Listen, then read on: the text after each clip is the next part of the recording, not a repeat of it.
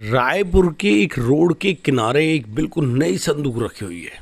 लोग उस संदूक को देखते हैं, बड़े ही हैरान होते हैं, भाई आखिर ये संदूक यहाँ पर रखी क्यों है।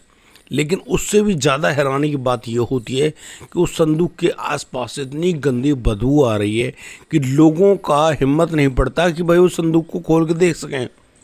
अब वो जब लगातार यही सीन होता है, लगभग 11-12 बजे तक जब लोगों से बिल्कुल नहीं रोका जाता है, तो वो लोग पुलिस के पास फ़ोन करते हैं कि साहब यहाँ पर एक नई संदूक तो रखी है लेकिन संदूक बंद है, यहाँ से बड़ी गंदी बदबू आ रही है, आप यहाँ आकर चेक तो करो आखिर माजरा क्या है। अब पुलिस को जैसी ही सूचना मिली, पुलिस तो तुरंत कार्रवाई करेगी ही, वहाँ पर पहुँचती है, जाकर जैसे संदूक को खोला, भाई अचानक से पुलिस वाले जो है वो भी उस संदूक को छोड़ कर भाग खड़े हुए।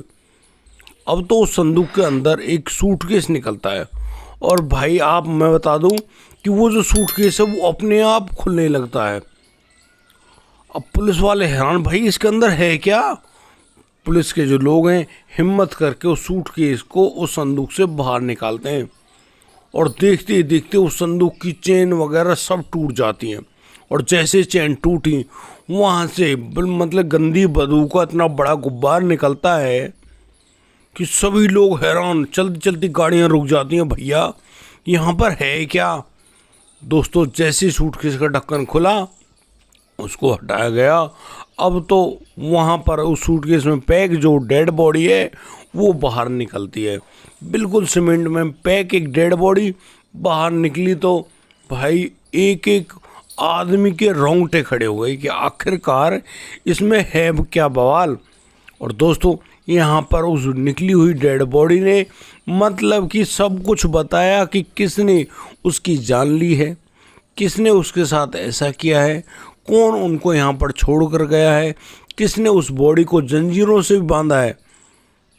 मतलब कि एक ऐसा कत्ल जिसके बारे में शायद कोई इंसान जानता ही ना हो। और पुलिस के लिए बिल्कुल एक ऐसी मर्डर मिस्ट्री बन गई। पुलिस ये जानकर हैरान, भाई कातिल तो है, ये तो निश्चित है, लेकिन कौन है ऐसा कातिल जिसने मतलब इतना बड़ा कत्ल किया है। क्या थी पूरी कहानी, बड़ी इंटरेस्टिंग मर्डर मिस्ट्री आपको बताने वाले हैं और आप इस कहानी को अंत तक जरूर देखिएगा। नमस्कार, आदाब, सत श्री अकाल दोस्तों, स्वागत है आपका हमारे YouTube चैनल किस्से क्राइम के। और दोस्तों आपसे वही प्यार बड़ी गुजारिश, आगे बढ़ने से पहले हमारे चैनल को सब्सक्राइब करना, नोटिफिकेशन की बेल को दबाना बिल्कुल ना भूलें।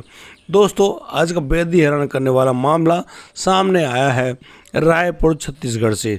दोस्तों रायपुर एक पॉश एरिया, बिल्कुल उसके किनारे जो डीडी नगर है, डीडी नगर के बाहर जो एक बड़ा रोड है जहाँ पर कितने ही लोग अपनी अपनी ड्यूटियों पर जाते हैं और वहाँ सोसाइटी वगैरह बहुत कुछ, मतलब कि एक चलने फिरने वाला रोड।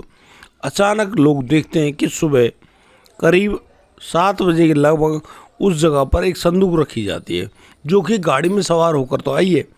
यहाँ तक तो पुलिस के पास सबूत यानी कि सीसीटीवी कैमरे की रिकॉर्डिंग्स मौजूद हैं, लेकिन उसके बाद की नहीं।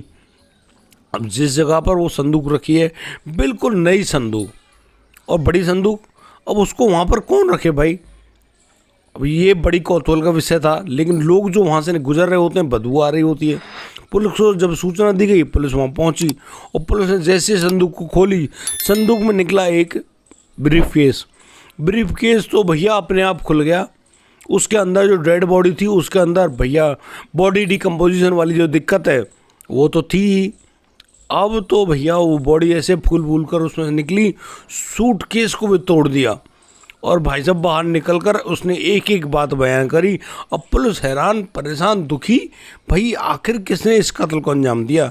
अब तो पुलिस बड़ी ही तसल्ली से आसपास के सभी सीसीटीवी कैमरों को खंगाल रही होती है, लेकिन कहीं से कोई भी सबूत हाथ नहीं लगता है। अब इस बात को मतलब कि चारों तरफ सर्कुलेट कर दिया गया, भाई कहीं से ये संदूक आई हो, कहीं इसने लोगों ने उठाया हो, रखा हो, कहीं पर तो कोई मालूम चले।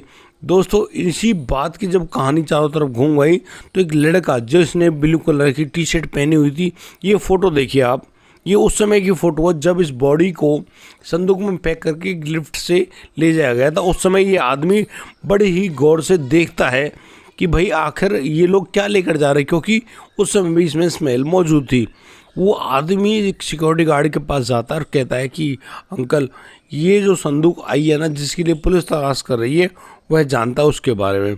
अब तो सिक्योरिटी गार्ड भी बड़ी जल्दी करता है, पुलिस के पास फ़ोन करता है और कहता है कि साहब, हमारे पास एक लड़का मौजूद है जो कि आपको एक एक बात की खबर देगा। उसने कुछ लोगों को इसको ले जाते हुए देखा है। अब तो पुलिस तुरंत पहुंचती है उस जगह पर और जाकर उस लड़के से पूछती है, हाँ भाई, क्या माजरा है, आप बता दो। और वो लड़का बताता है कि वो एक साधारण पढ़ने वाला लड़का है, लेकिन जब वो अपने इंस्टीट्यूट से आ रहा होता है तो उस समय, यानी कि जब वह देखता है कि यहाँ जो कुछ लोग हैं वो उस संदूक को लिफ्ट से नीचे उतारते हैं, और जब लिफ्ट से नीचे उतारे लेकर गए तो उसको बड़ी गंदी स्मेल सी महसूस हुई। अब इस वजह से वो अब क्या करे भाई, हैरान दुखी, लेकिन किसी को जानता नहीं, अब किसी से क्या कहे। वो घूम कर देखता है तो मामला तो वही, वो बस उस लिफ्ट में घुसा तो है, लेकिन लिफ्ट में उसका घुसना मतलब बड़ा दूभर हो जाता है क्योंकि स्मेल इतनी भयंकर थी। अब तो पुलिस को मालूम चल गया बेटा ये मामला यहीं का ही है। अब पुलिस छानबीन करती है, सीसीटीवी कैमरे वगैरह सब कुछ खंगाल निकाले जाते हैं। उस सीसीटीवी कैमरे में मालूम चलता है कि भाई लिफ्ट से ये बॉडी नीचे उतारी गई। फिर गेट का कैमरा मिलता है कि भाई गेट के जो कैमरा है वहाँ से गाड़ी में रखकर इसको ले जाया गया। यहाँ पर जो संदिग्ध व्यक्ति और महिला है वो स्कूटी से उसके साथ जा रहे हैं। अब मालूम चलेगा भैया ये सब कुछ यहीं हुआ है, लेकिन है कौन, क्योंकि जो चेहरा वगैरह है उसका जो फोटोग्राफ वगैरह जो खींचे गए हैं उनसे उसकी कोई शनाख्त नहीं कर रहा है। अब यहाँ पर एक व्यक्ति भी पहुँचता है पुलिस थाने में, वो भी साहब कहता है कि साहब ये तो किशोर है, किशोर नाम का व्यक्ति जिसकी उम्र करीब 50 साल है, काफ़ी धनी व्यक्ति है, लेकिन इसके परिवार में कोई भी नहीं है। लेकिन सबसे बड़ी बात, इसके पास रायपुर में ऐसी जगहों पर मतलब कि ज़मीन है, जायदाद है जिनकी करोड़ों में कीमत है, मतलब कि बयान नहीं कर सकता। लेकिन वो अकेला आदमी कहाँ खाए पिए क्या कहानी, मतलब अब तो पुलिस भी उलझ गई, समझ गई कि भैया है तो पैसों का लेन देन, ज़मीन जायदाद वगैरह, यही तो मामला है और तो कोई होगा ही नहीं। अब पुलिस इस पूरी बात को समझकर अब और भी ज़्यादा छानबीन करती है, मालूम करती है भाई कौन से माले से ये बॉडी नीचे आई, सब कुछ निकाल लिया जाता है। जिस घर से ये बॉडी निकाली गई उस घर का लगा होता है लॉक। अब मालूम चलता है कि जिन लोगों ने इस घर को किराए पर लिया था वो लोग यहाँ पर हैं ही नहीं, वो तो कहीं गए हुए हैं। अब इस बात के बारे में सोचकर पुलिस चौंक जाती है। भैया जो मर्डरर है ना, जो मतलब जो कातिल है, बड़ा ही भयानक दिमाग वाला है, इसकी बुद्धि इतनी भयंकर तेज चलती है कि उसने पूरी प्रक्रिया को अंजाम भी दे दिया और फिर उस पूरी प्रक्रिया को मतलब कर भी दिया। लेकिन पुलिस की छानबीन और मुखबिरों के चलते पुलिस को मालूम चल जाता है कि ये जो लड़का और जो महिला इसके साथ है, इस लड़के का नाम अंकित उपाध्याय है और जो ये महिला है ये है एक शालिनी शर्मा नाम की महिला है। दोस्तों इसके बारे में आपको बता दूं, अंकित एक वकील भी है और लोगों की मदद क्या करता है। उधर जो शालिनी है वो एक पत्रकार के साथ साथ एक वकील भी है, मतलब दोनों काफ़ी एजुकेटेड है।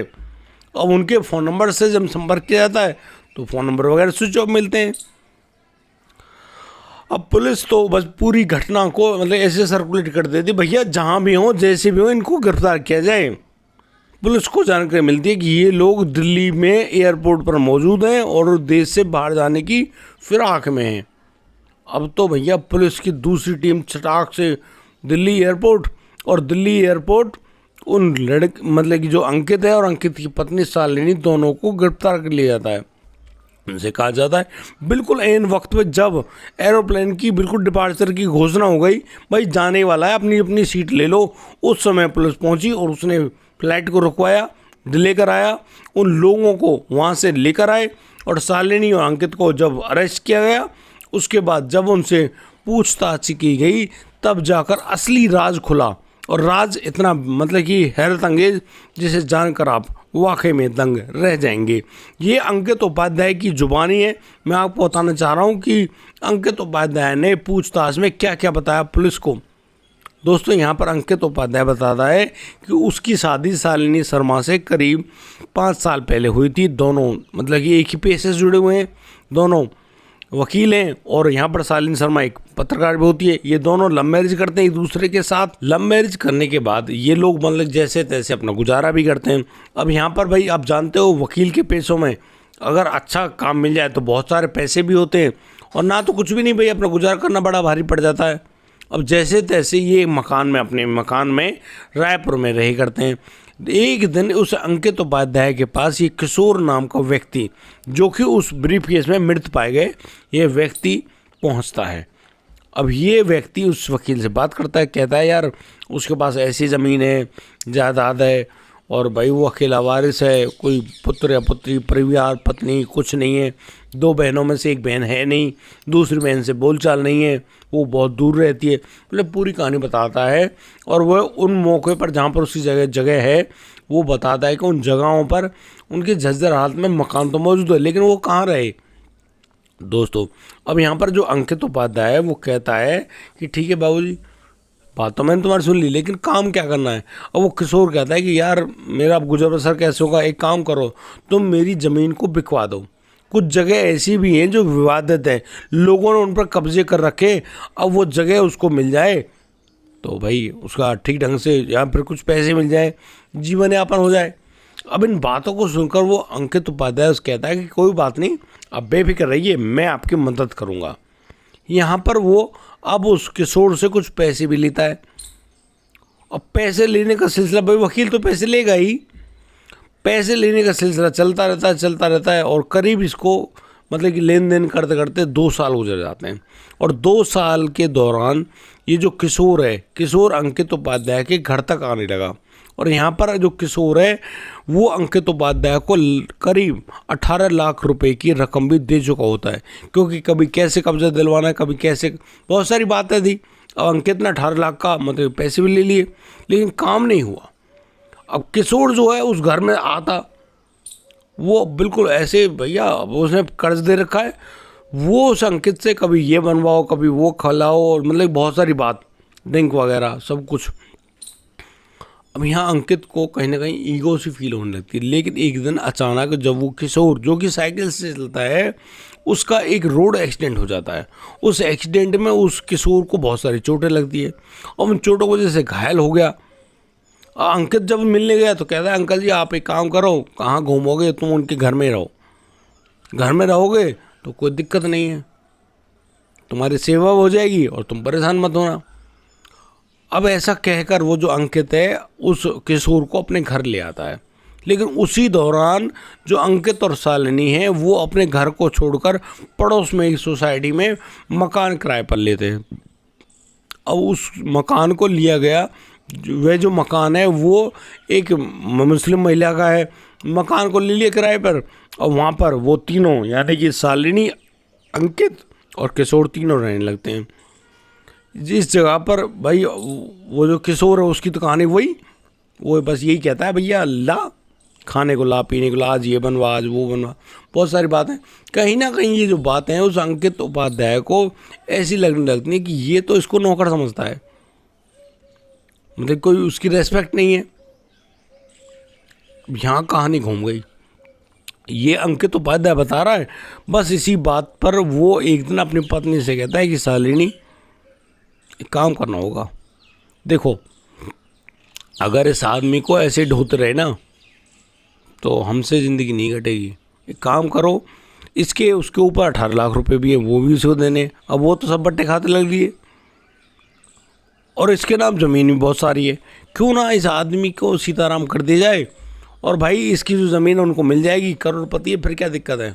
अब इसी बात सुनकर वो शालिनी कहती कि नहीं यह काम गलत है, यदि यह काम तुमने किया तो फिर वाट लग जाएगी, पकड़े जाएंगे, बहुत बुरा होगा। लेकिन वो कहता है कि नहीं ऐसा कुछ नहीं होगा, बड़ी ही तसल्ली से, बड़ी ही बारीकी से इस पूरी प्रक्रिया को अंजाम दिया जाएगा, तुम बेफिक्र रहो।